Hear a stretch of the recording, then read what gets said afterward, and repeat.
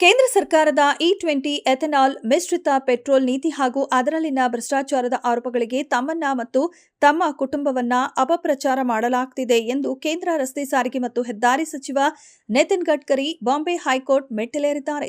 ಸಾಮಾಜಿಕ ಜಾಲತಾಣಗಳಾದ meta, X ಮತ್ತು ಗೂಗಲ್ನಲ್ಲಿ ಹರಿದಾಡುತ್ತಿರುವ ನಿಂದನೀಯ ಪೋಸ್ಟ್ಗಳು ಹಾಗೂ ಎಐ ಆಧಾರಿತ ಡೀಪ್ ಫೇಕ್ ವಿಡಿಯೋಗಳನ್ನು ತಕ್ಷಣವೇ ತೆರವುಗೊಳಿಸಬೇಕೆಂದು ಅವರು ತಮ್ಮ ಅರ್ಜಿಯಲ್ಲಿ ಮನವಿ ಮಾಡಿದ್ದಾರೆ.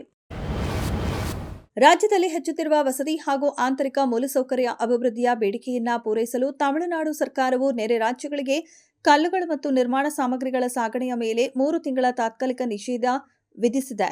ಮುಖ್ಯಮಂತ್ರಿ ವಿಜಯ್ ಅವರ ಅಧ್ಯಕ್ಷತೆಯಲ್ಲಿ ನಡೆದ ಉನ್ನತ ಮಟ್ಟದ ಸಭೆಯ ನಂತರ ಈ ಮಹತ್ವದ ನಿರ್ಧಾರ ಕೈಗೊಳ್ಳಲಾಗಿದೆ.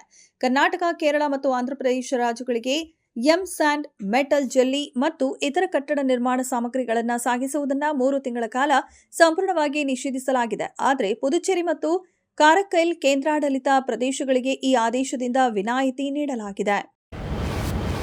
ಪಾಕಿಸ್ತಾನ ವಿರುದ್ಧದ ಮೊದಲ ಟೆಸ್ಟ್ ಪಂದ್ಯದಲ್ಲಿ ವೆಸ್ಟ್ ಇಂಡೀಸ್ ತಂಡ ಭರ್ಜರಿ ಜಯ ಸಾಧಿಸಿದೆ.